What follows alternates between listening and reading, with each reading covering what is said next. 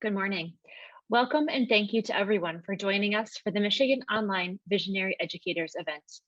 The Michigan Online Visionary Educators, or MOVE series, is hosted by the Center for Academic Innovation at the University of Michigan. My name is Lindsay Wing, and I am a learning experience designer here at the Center for Academic Innovation. An important part of our mission is to create a more inclusive and global learning community. We believe an informed, peaceful, and equitable society is dependent on learners everywhere adopting a learning lifestyle. This monthly series will feature experts sharing insights, tools, and discussions on issues relevant to the lives of people around the world. Many of the speakers may be familiar to you as the faculty behind some of our most successful and innovative learning experiences available through Michigan Online. For more information on our upcoming MOVE series events, please be sure to check out the schedule at online.umich.edu/move. Today, we invite you to submit questions for our panelists in the Q&A section, and they'll do their best to answer as many as they can. Given our limited time, we ask that you keep your questions related to the topic. Today's event will be recorded, and this recording will be made available on Michigan Online at online.umich.edu/move. Today, I am joined by Stefan Szymański, Stephen J. Galletti, Professor of Sport Management and Professor of Kinesiology, U of M School of Kinesiology, as well as Christopher Brooks, Assistant Professor of Information at the U of M School for Information.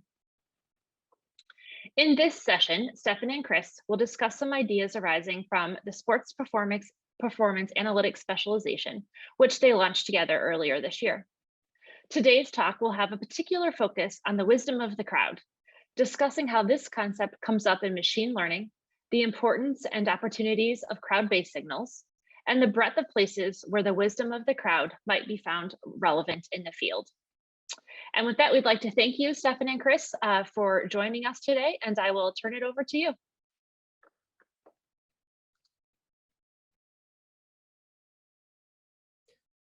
So thank you very much, Lindsay. Stefan, you've got on mute.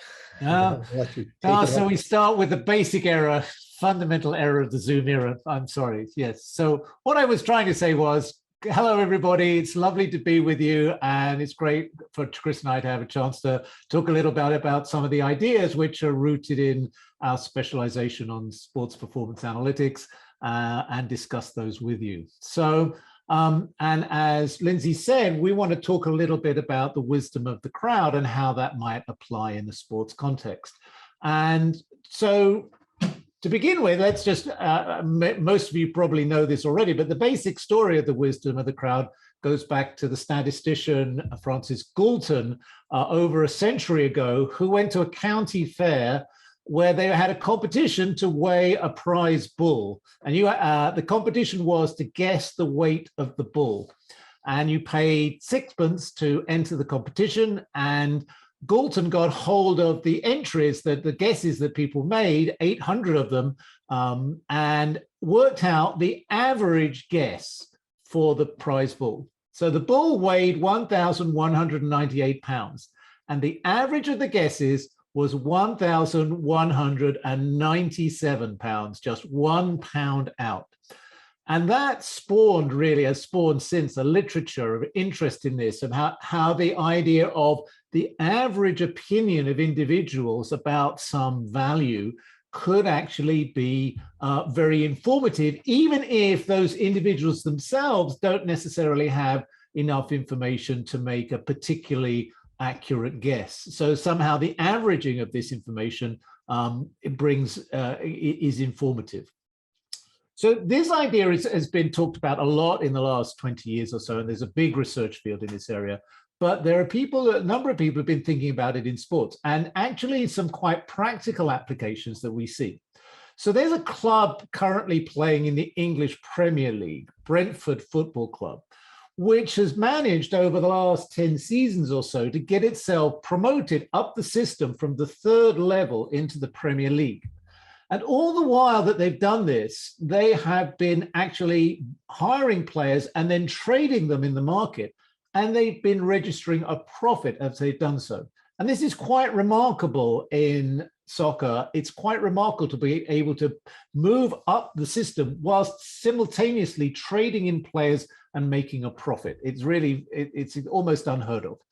And so there are a number of interesting things about the people who've been doing this. A guy called, the owner is a guy called Matthew Benham, who is actually really a sports gambler and someone who works and has applied the theories of financial markets to managing a soccer team. And Rasmus Ankersen, a Danish coach who also relies very heavily on data.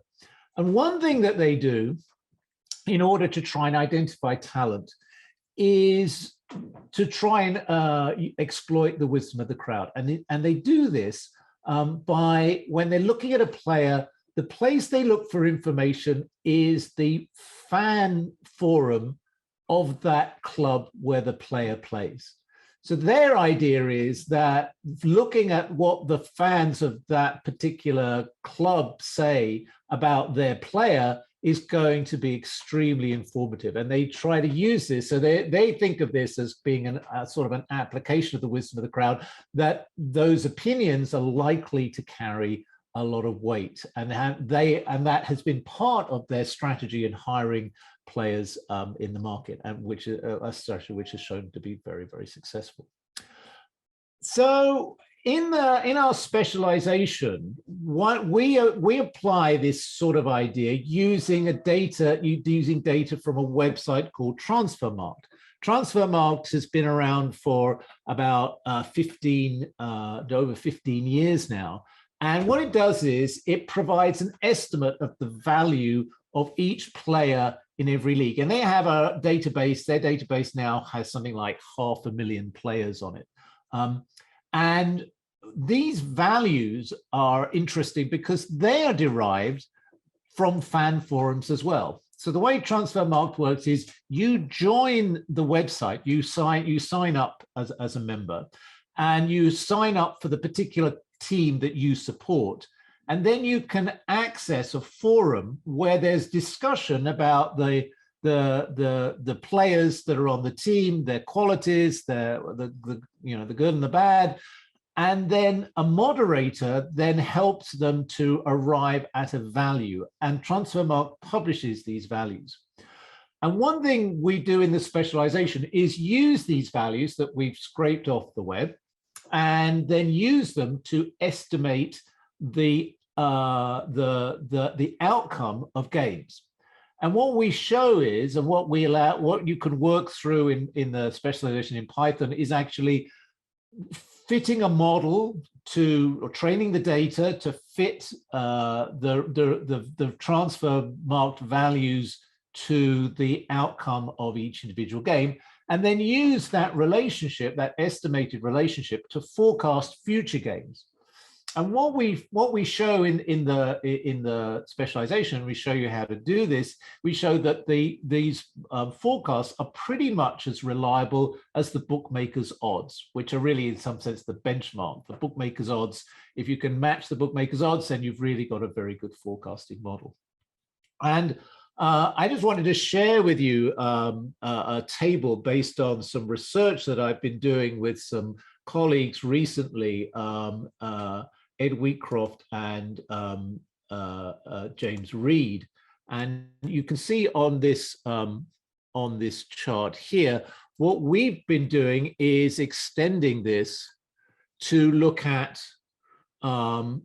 a number of different leagues. So in the specialization, we look at the English Premier League, but here we have a list of 22 leagues. And what this table shows is the performance of three types of estimates: the bookmakers' odds, then something called the ELO rating. And an ELO rating is essentially an algorithm that enables you to calculate a measure of performance or a measure of ability based on historical performances, taking into account the quality of the opposition. And this third thing, the Transfermarkt values. And what this shows is that the transfer marked values themselves, which are, as I say, these wisdom of the crowd estimates, perform pretty much in line with the other estimates. So basically, in this model, the lower the dots are the averages, and then you can see the error bars and the confidence intervals. And basically, the lower you are down this table, the better it is. So this is relative to a basic standard estimate. And what this shows is that although the bookmaker odds tend to be generally the best forecaster of results, in a large number of cases, the transfer marked values are just as good or nearly as good, and also as good as the ELO ratings, as good as an algorithm. So it shows you, again, this potential for the wisdom of the crowd to be really effective in generating forecasts and estimates of performance.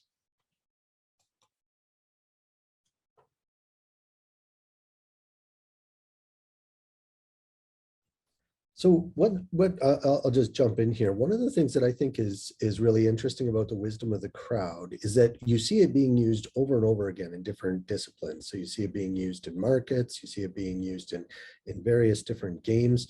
We even use it in like education at times. And it's really interesting. So in the 5th course in the specialization that we launched, we do a little introduction to machine learning and machine learning methods. And one of the methods I touch on is called ensembling. And ensembling is building a crowd of machine learned models. And so it's interesting to start thinking about the similarities and the differences between human and artificial intelligences when it comes to making decisions. And I think that this is really an issue of our times, right? More and more in everyday life, whether it be behind the steering wheel of your Tesla or what, there will be people like yourself involved, and artificial intelligence is a bunch of sensor networks that are wired up to give predictions. And how do we make choices to integrate these? And how do we choose, when to leverage which ones? And I think it's an interesting challenge. And so one of the things that I think is interesting in the sports analytics wisdom of the crowds is the question about who are the people in the crowd. Are they just anybody, or are they a select group of people? And so I don't know, Stefan, if you wanted to touch on that with respect to some of the sources of the crowd information and how the teams are looking at for signals out of the crowd. Right. No. I mean, that's a really good point. And I mean, a lot of the research literature in this area is all about trying to decide what constitutes a good crowd and what's a bad crowd, what's a wise crowd and what's a stupid crowd, because there are stupid crowds, right? That's what we call the herd phenomenon, right? When everybody just does the same thing, regardless, just follows the herd. That's not a particularly smart crowd. So the interesting question is, what distinguishes smart ones from less smart crowds? And when do we know if we and are the crowds that we're thinking about with transfer mark, for instance, is that especially a smart crowd? So, I mean, first, it's probably worth saying something about what distinguishes smart crowds from less smart crowds. And actually, Galton said this again back in 1907. He actually delineated what these characteristics were. So, I mean, he basically said that these would be people who were in some sense knowledgeable about the activity, that they had some. They were not particularly biased by passion, he said. So they weren't fanatical, committed to a particular point of view. He also said his phrase was uninfluenced by oratory. So they hadn't been exposed to somebody trying to persuade them about what the particular crowd was. And he also then, they were serious. They weren't pranksters because they paid sixpence to actually enter the competition. Well, the sixpence in 1907, it's actually, we borrow like $5 today. So they were paying something, so they weren't just jokers. And I think that tells you something about this. And part of this, I think, is somehow independence of each other and thinking that they are all, and part of that independence is diversity. So a crowd of people who think in exactly the same way are all going to say exactly the same thing, and you lose the differences in information. And a good crowd is going to have lots of diversity in it. And you might think that when you come to something like Transfermarkt with fans, that's if they're allocating themselves to the clubs that they support, you might think that that's going to be a rather poor crowd because they're all going to be fanatical supporters of their team. But what it turns out is that that doesn't seem to be such a problem, because we do get pretty good forecasts. And perhaps the answer is that even though they're all fans of the same club, fans are all different, that they will have different backgrounds, different histories, different ages, different experiences, and that's where the diversity is coming from. You know, so you said a couple of things there that I really liked. One was about this passion, and I just thought about myself at a state fair guessing the weight of a bull and how impassioned I would be about this as a task. But I think this is really interesting that you talked about the independence between the people in the crowd. And actually, this is a big problem in machine learning when you get into ensembling. And I'm actually not sure that we touched on it much in the course because it was just an introduction. But in machine learning, you can train a model based on some data, and then maybe you can train another model, use some different techniques, different parameterization, and so forth. And so let's say you've got now a crowd of models. You want to learn across those models, which one? Maybe you're just doing a vote or some other kind of ensembling method. But if you, as a data scientist, haven't modeled it such that there's independence between the models, then there's a big challenge. You actually will likely get a poor crowd, a poor ensemble compared to what you could get if they're each coming from different perspectives. So this need for independence, or at least to capture and be aware of the interdependence, I think is really interesting to see that even Dalton was talking about that, over 100 years ago. I think that's right, and I think it is one of the most interesting things, and I think part of it actually there's a question which from Lucas Silva Almeida in the questions which sort of relates to this in a way in my mind, which is that he says the Transfermarkt is a quantitative value, and he's saying, well, can you use qualitative data? And I think the answer is absolutely yes. This is not what we're looking for, is really trying to find a way to capture these people's ideas. And we can take qualitative signals and turn them into quantitative data. I mean, we're doing that all the time. And one of the things that I've been thinking about in the last year or so is Twitter data. So here at Michigan, we're very lucky. We actually have access to something called the Twitter decahose, which is 1/10 of all tweets that are on Twitter for the last 3 years, I think it is. And that's a vast array of data, but it's all qualitative. And people are looking at this data and thinking about whether, for example, Twitter opinions about an upcoming game is a good forecast of the potential outcome. So you've got this way of, again, through the qualitative data, you can capture diversity as well. You could capture a range of opinions, and that's what you're really searching for to sort of mine the wisdom of the crowd. Yeah, so there's a couple of things that came to my mind. The qualitative data is interesting. So I'm in a school of information. So I'm a computer scientist by background, which would be a very quant field. But in the school of information, we kind of marry qualitative and quantitative techniques quite a bit. And one of the things that kind of comes to my mind with this is exactly as you said, feature engineering. So what features are we going to look for? What are we going to model in our ecosystem? So let's say we're trying to determine the relative value of a given player. And so we've got a bunch of data sources that we can go to. And let's say we do some qualitative interviews with people and they start telling us about things they think will talk to value, maybe some hardiness or maybe something, so their performance in a secondary activity that we didn't think about.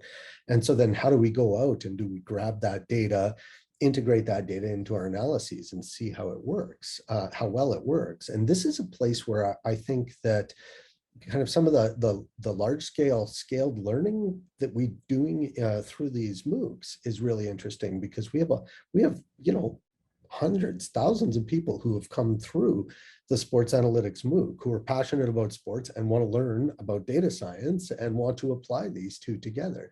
And so imagine if we just had one big crowd that had both of those skills, right? A passion for a given sport, a passion for techniques, and diversity from, I mean, you can see in our chat, to people from around the world, right? And all sorts of different walks of life. How could we bring this together and ensemble this crowd, a combination of human and then what we create, the data science or AIs, and then learn across these crowds for some of the larger sports challenges? And I think that this is an intriguing idea that has been tough to do, just because it's hard to find data scientists and people who are deeply knowledgeable about a given sport or competition. Yeah, no, I think that's so right. And like you say, I mean, definitely a way of getting our learners involved in this. I mean, that's something we should be working on, really, is figuring out a way to get everybody to be able to contribute something through participating in the MOOCs. And I think there's an immense potential for doing that. I mean, I think one of the questions is also, I mean, where the information resides about the performance in the game. I mean, in some ways, everything, I mean, one can think about the sorts of data that people are interested in gathering, such as personal data about players, about their heart rate and their current physiological state. And I think and there are serious ethical issues around that. Indeed, I mean, and also commercial issues, and the players are actually starting to get quite militant about this, and quite rightly so, because it's their data. It's and why should they share this? And shouldn't, if it is commercially valuable, they should be the ones who are able to exploit it. But I think one thing that's interesting is going to be as well how much of this one can infer from what you see on the field. So in some sense, even things like your physical state is your heart rate. You can infer somebody's heart rate by, if you collect enough games, if you generate training data, and we may end up in a world where just what you see is sufficient to provide you with all the information you want. And then the question again comes back to be, it's the diversity of opinion point, is that it's really trying to aggregate the inferences that people draw from what they see in order to come up with some wisdom of the crowd opinion about what's going to happen. Yeah, so I want to grab Averil. I hope I'm saying that, his or her question in the chat here, and it was, why would you try and get predictions from such a complex system of humans, which is unpredictable and difficult to manage? So actually, the beauty of the wisdom of the crowd, I think, is that you don't have to manage them. They're self-managed. You can incentivize and you can nudge and you can lay out kind of breadcrumbs in different ways. So it does depend on how you're utilizing them. But in the machine learning world, the way you approach this is through meta learning. So instead of assuming that each model is going to provide the same amount of value to you and that their opinion is just as valid, you judge them based on their previous performance. And so you can say, well, these models, when they see data, are always incorrect, so we're going to reduce their value. And you could do the same thing with humans if you're introducing them into the crowd. So you might, take the average person on the street, you might not judge their opinion very strongly, but somebody who follows the team, reads the news, you might judge their opinion more strongly. And somebody who's on the team's bench, who's actually embedded with the team, or a journalist, you might judge their knowledge even more strongly than that. And one of the questions is, how do you actually decide whose knowledge to judge? I mean, if the crowd has value versus some of these other metrics, how do you know which one to look at and when? And so this is where the topic, I think, of meta learning is. And so it's all just machine learning on machine learning on machine learning to me. But right? That you actually build a model about who you should value and when, as far as opinions, as far as making impact. And that seems to be a very powerful way to handle this kind of question in the machine learning world. One of the things, though, that machine learning is bad at are shocks to the system, environmental changes, but humans are pretty decent at this, or at least they're better than machines. So machine learning, you have all of these observations, you have all of these features, and you train your model. But if all of a sudden new features become available, is in a supervised machine learning approach, which we typically use, or a regression approach, we need to see some examples. We don't have this sense of generalizing of theory of what's happening.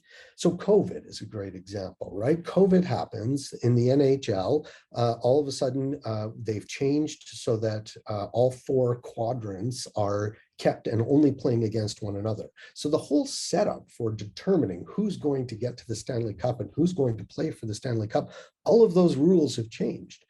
The value in that case of the historically generated machine learning methods, I would say, is less than what the crowd is. And so you have to find ways to try and bring that uncertainty in and be able to articulate that uncertainty. And that's a place where I see humans, at least in sports for the next while, until we have sensors on every blade of grass, right, being extremely valuable in addition to the machine learned systems, because they can deal with some of these unpredictabilities. And in fact, I wouldn't be surprised to see more sports starting to go with annual rule changes just to make it more interesting for the fans and give humans the ability to compete with the machines. Because when the rules of the game change, like in F1, for instance, where the clubs can vote on rule changes for each season, it means that your models now have different assumptions built into them, your historical models. And I think that that could be a really intriguing way to keep sports from being just the, betting on the odds gambling wise, and kind of returning it to almost a strategy, a sense of deduction on behalf of the players. Yeah, I think that's a really good point. I mean, I think one of the things, if you think about it, professional sports have always been managed in such a way as to keep the fans interested. That's the whole raison d'etre of professional sport, is to entertain fans. So in some sense, there's always been this feedback mechanism, but it's now that the potential for more sophisticated feedback mechanisms is becoming more and more apparent. And so, allowing the fans to decide how the rules of the game should change is actually something that you might think will be coming in the future, just because that's a way to keep the fans invested. And of course, then you have the other interesting thing is you're now generating an awful lot of data through computer games, and the question is where the interaction of those two come. So people want to know how good a player is so that they can play in their fantasy sport game. And that's so, and one thing that struck me is that we talk a lot about teams trying to use wisdom of the crowds or use different data sources to try and improve performance. And so it strikes me that actually it's almost always come from the fans. It's the fans who are actually more committed to understanding. But I do think it does raise the other interesting question. No, there are several more interesting questions, but one more interesting question that strikes me is this question about the nature of the question, Avral's question about accountability, right? So somehow and behind that, I think, is the idea that go back to Galton. Are you a prankster? Are you engaging this in seriousness? Should your opinion be weighted seriously, or should it be actually considered to be just trying to interfere with this? And we see this with, obviously, in the internet. We see with the role of bots and the roles that they're playing, and we see this with also the declining quality of opinion polls, where it's clear that people understand why they're being asked the question, and therefore, knowing why they're being asked the question, they start to change their mind about it. Now, certainly there are several ways of, several avenues to discuss about this. One is just simply obviously, like with trading on eBay, we have ways to rate people's performance based on their historical performance. So have you been a good actor in the past, which is one thing you could do. But I think another thing to talk about is to think about the ways in which you uncover the information, the actual routes to doing that. I don't know I think we should talk about both of those, but I don't know what your thoughts are, Chris. So yeah, adversarial networks and adversarial campaigns in machine learning are hard and definitely in any sense making. Just on the first side, I think that so one of the things that happens with some English soccer and of course other team sports is where the owners themselves can be the fans, right, and can have shares. And I think that this is powerful for leveraging and getting buy-in from your crowd. So as members of the crowd have an invested stake, not just in the like patriotic outcome of the team, but actually perhaps even a fiscal stake in the outcomes, you have the opportunity, I think, to ensure a little bit more reliability. And so I wouldn't be surprised if you start seeing teams target curation of the crowd to those they believe are good agents, either by requiring some sort of buy-in to it, or my guess is it'll be a little bit more subtle than that. For instance, looking at the opinions of season ticket holders on the forums versus just anybody who goes into the forums, because the bots aren't going to pay, the $300 season tickets or whatever it might be. And I think that could be I think that can be really interesting, but it is this cat and mouse game, right? Because you can also think of intentional data pollution or data obfuscation, or even just dampening signals in order to change what other teams are able to predict about you as well. Yeah, and I mean, again, in some ways, we've seen these games being played historically in sports all over the time. So, famously,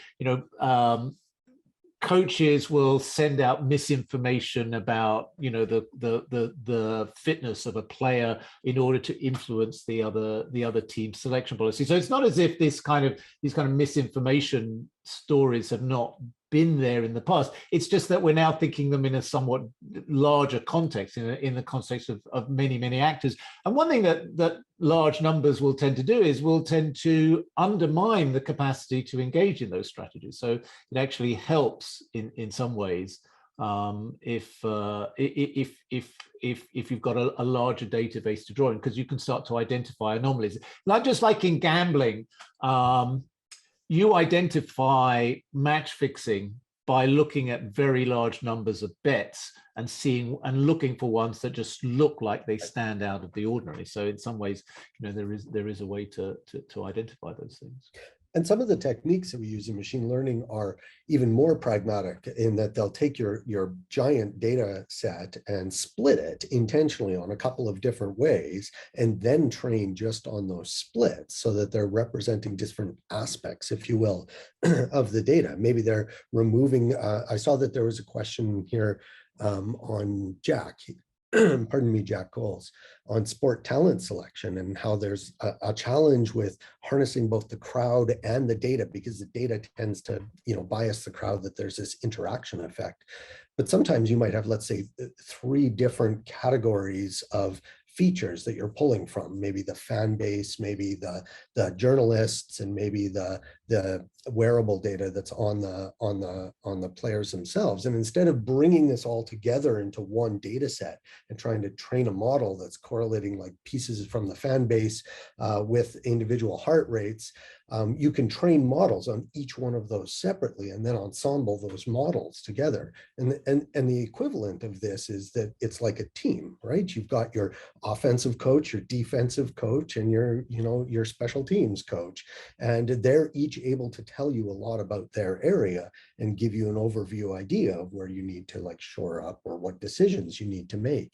And so I think that playing with the idea that we put all of the data into one place and just train a model on it, that surprisingly works well enough often for a base model. But I think there's a benefit to separating it out based on almost facets of the data or similarities or perspectives of the data, and then training specific models that are sensitive to those, and then kind of looking across that. And I think that's the same with people, right? Sometimes you just don't have enough observations over all of the data set, but you have enough observations in HR and enough in your sales department or whatnot. Yeah, and I think part of this is that you know, one thing we can see already that with, for example, transfer mark values, they really work very well in terms of prediction. So it's not that these things, so we have empirical evidence that these things work. The question is, they don't work always perfectly everywhere. And one thing about the transfer mark values is that they tend to work less well, and this is perhaps not surprising, they tend to work less well in less popular leagues. And then maybe you don't get enough diversity in those less popular leagues, and you get more of the herd phenomenon. And I think it's important to sort of make this distinction, right? So the wisdom, one way the wisdom of the crowd, and again, go back to the guessing the weight of the bull. Everybody does it independently, and so you don't know what you didn't know what other people's guess was before you made your guess. Where you get herd phenomena tends to be if you've got sequential decision making, where, and the classic example is going to a restaurant. You have two restaurants of equal quality next to each other. Somebody randomly picks restaurant A over restaurant B. Well, then the next person comes along is going to weight their opinion. Well, there's somebody in the restaurant A, but there's nobody in restaurant B, and that it can be enough to fill up restaurant B by the end of the evening, and nobody ends up at restaurant B. So, but again, with the data, we can start to take account of that sequencing, and we can start to try and measure, when these opinions are arriving, and then perhaps we want to, give less weight to later opinions and so forth. So it's not that we can't handle that. It's just thinking through the logic of where the biases are going to arise. I think going back to the motivation of the people involved in the system, whatever this socio-technical system is, and why they're engaging in this practice of providing their information to be modeled. And sometimes it's explicitly being provided, and sometimes it's just implicit, like scraping the discussion forum.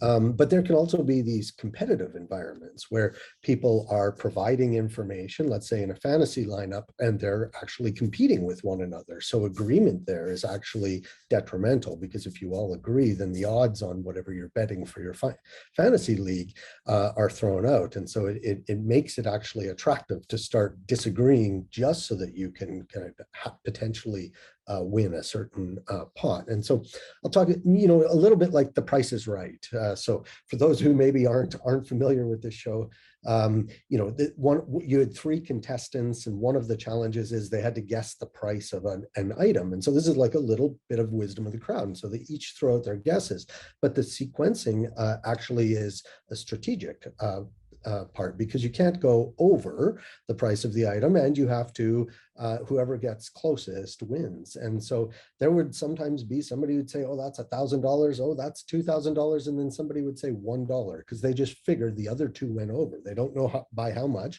and they just want to see everything under the lowest bid and claim that space. And so the crowds aren't always collaborating, right? They're not always intentionally trying to provide their a signal. And so I think it would be interesting in the sports area, especially when it comes to things like looking at gameplay.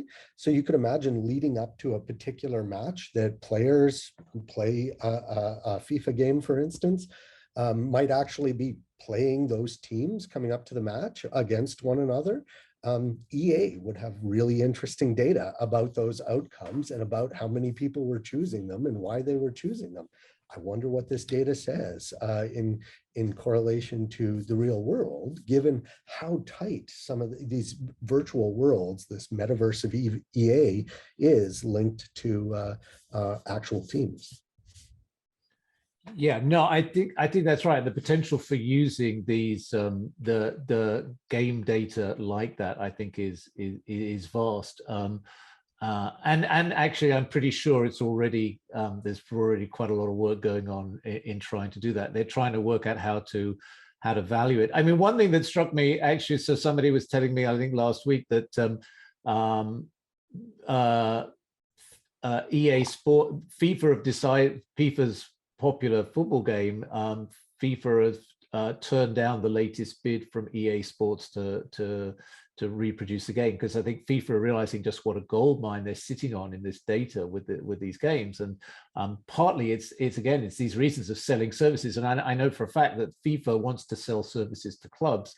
And so there you go. You have a potential there, a business there of selling these kind of goods.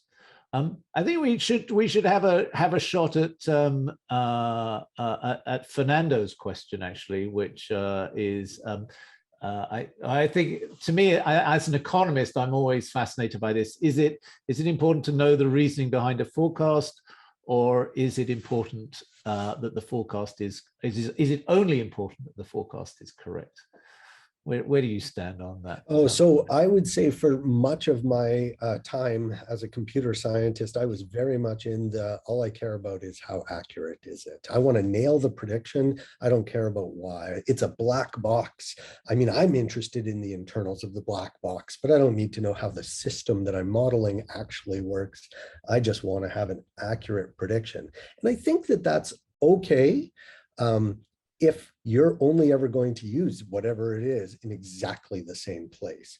But if you ever need to deal with the issue of change, rule changes, environmental changes like COVID, et cetera, what you lose is the ability to build a bigger kind of causal theory about what's happening. And then you have to restart your prediction and sit out around to observe new data. So I think the two go hand in hand. I see so much of my domain is actually studying learners and their ability to perform on tests. And I see a lot of people get married to a theory, and then everything they try and frame in that theory, and they actually have models that are not so great. And part of it is because that they're totally married to their theory. They can only see through that lens, and the real world is messier than that. It's a really tough thing, though, to look at kind of theory and data. And I think that there's a great article from Wired. I assigned it as reading in one of my MOOCs and my residential classes. It's called The End of Theory.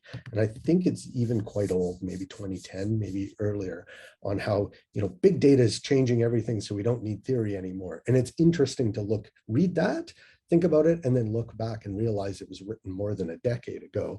And what do we think now? What do you think?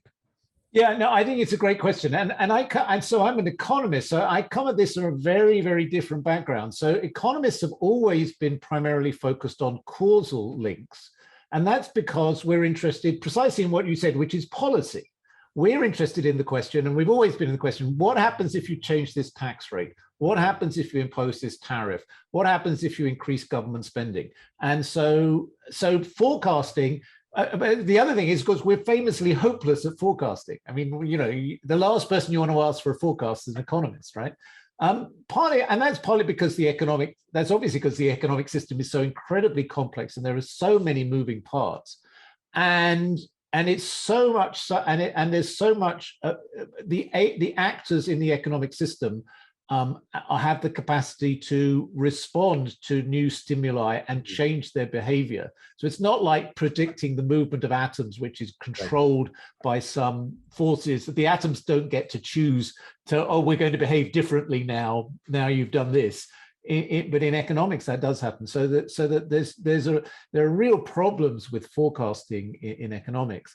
But one thing that strikes me in the sports area is that there's a real disconnect in the discourse here. So I've come across statisticians who tell me, oh, I tried to submit a research paper to a sports economics journal, and they just rejected it out of hand. And partly because, the point was that partly because there was no causal theory behind what the statistician was doing. The statistician was throwing up his hand saying, well, I can get into lots of other journals, but why can't I publish with the sports? And likewise, I try to say to the sports guys, we should be interested in forecasting. It's actually kind of important. And then part of then you get a lot of economists saying no, it's got to be causal, and if it's not causal, then it's not interesting. And then what you're saying is, well, do we even need causal theories anymore? And I think I guess perhaps it's my profession, but I fail to believe that it's possible that we could ever lose the need for policy. And one thing that I've argued is that in sports analytics, we're still in a kind of an alchemy stage of sports analytics. And part of the difference between alchemy and chemistry was just basically a theory. So alchemy was based on this unchallengeable belief about the relationship between elements and passions and all this stuff that people refused to challenge, whereas chemistry is based on an atomic theory that is in principle falsifiable. So it's only true as long as we're showing with evidence that it works. And I think that's where this interaction between causality and prediction works, in some sense that prediction isn't necessarily, forecasting isn't going to necessarily tell us anything directly about causality, but certainly it's going to be able to help us to falsify causal theories by showing that these predictions didn't work. So it's a difficult, and I think it's a difficult area in the philosophy of science, and one that is not really, I don't see very well addressed in the pieces that I've read by and large. Well, I think I like to come at it from a task-based, like, what's your goal? Why are you trying to make these predictions? And so I think about the weather. My wife did a physical geography degree. So she'll talk to me, if I ask what the weather's like, she'll talk about low pressure, high pressure, cumulus clouds. I want to know, should I put my jacket on or not, right? Like, I don't care what causes the weather. I want to know if it's going to rain today. But it's important to know what causes the weather so that you can predict it further out, and that you can engage in policy and talk about climate change and so forth. So the two are important. They're just two different tasks. And I think, that's really interesting. I do think that trying to form theory from data is very valuable as an activity. So this is regardless of how good your prediction is, and regardless of whether you have the theory, chasing the theory causes you to ask questions and causes you to find new features and new data, which will improve your predictions as well. And if you can find a causal link, especially if other people don't know it, is in the area of sports and any competition, then you're going to be well ahead. And that knowledge of data that other people don't know, or conception of relationships that other people don't see in the data, is so important. And we often think it's sort of like everybody has all of the data. But like you said, in sports analytics and in kind of this topic, we're still in very early stages. It's not like the stock market. There's still lots of opportunities to seize on podcasts and discussion forum, Discord channels and whatever, and inform your models from these. I think before we're coming, I know we're coming to the end, but we should try and answer the couple of questions which are still in the questions. And so I think they all sort of relate to each other. So if criteria of good crowd is a lack of internal feedback within the crowd, how can your model quantify this component? That's Stephen, and then Richard saying, how big a crowd do you need? And in some ways, I think the two are related in the sense that, well, obviously, I mean, generally it's data, you want the largest crowd you can get, but you also want to be able, I mean, what you really want to be able to do is to design your crowd. So you want to control the way in which the crowd makes a decision. I think, again, many ways, you've got these sort of two sort of extremes. You've got the independent crowd and the sequential crowd, and somehow the independent crowd is should ultimately work better because you don't get these feedback mechanisms and herding effects. But there's also the other, it's sort of in between. There's the mediated, the sort of mediated crowd, where you have a moderator who is some sense controlling interactions. And I don't know, what do you think about that, Chris? I've seen some work which suggests that those kind of crowds can actually work best by filtering out really poor information, but still enabling diversity to come through. Yeah, I do. I think you nailed it with the diversity. So instead of a size of the crowd, I would prefer to talk about the nuance and diversity of the crowd as kind of the biggest thing to Richard's question there. And when thinking about the internal feedback within the crowd, I think one of the opportunities we have now, instead of trying to limit what's happening inside of the crowd, if we can observe them multiple times, then we can do this meta learning. And we can say, oh, look, Lindsay and Stefan, they always just say the same thing. So like they each get half a vote as far as like informing our model. But Bob over here, Bob's always got a kind of a different opinion. And so we don't have to discount Lindsay and Stefan, but we can just kind of bring them together in this almost like sub crowd of people. And there may be value in knowing that how big that sub crowd is, but we can learn that if we can see observations over time. If we can't see the observations over time, then it's a lot harder, I think, because we can't do that meta learning. Well, thank you to Stefan and Chris for this really interesting conversation today. My key takeaways really relate right back to this idea of the diversity of the crowd. I thought that was so interesting, and thinking about diversity more generally and how diverse thoughts in business and in education can really create better outcomes. And I think that idea ties in here too as well. So that's interesting to consider. The other piece that I really liked was the origin story of the wisdom of the crowd, and how this story about a historical event and an estimation challenge, if you will, and how that can lead to these new technologies that we're seeing in machine learning, and Chris's points about ensembling and who the crowd is, whether it's human based or machine based, I think is a fascinating point that I had never considered before. So thank you to both of you for your contributions and your discussion today.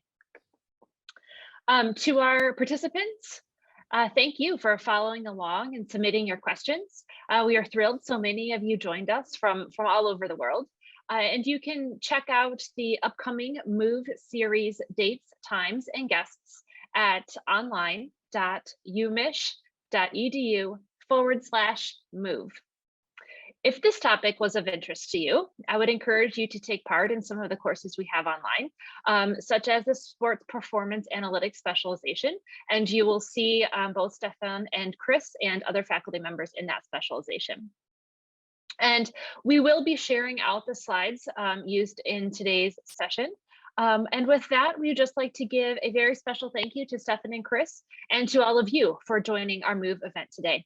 I hope everyone has a great weekend. Thank you.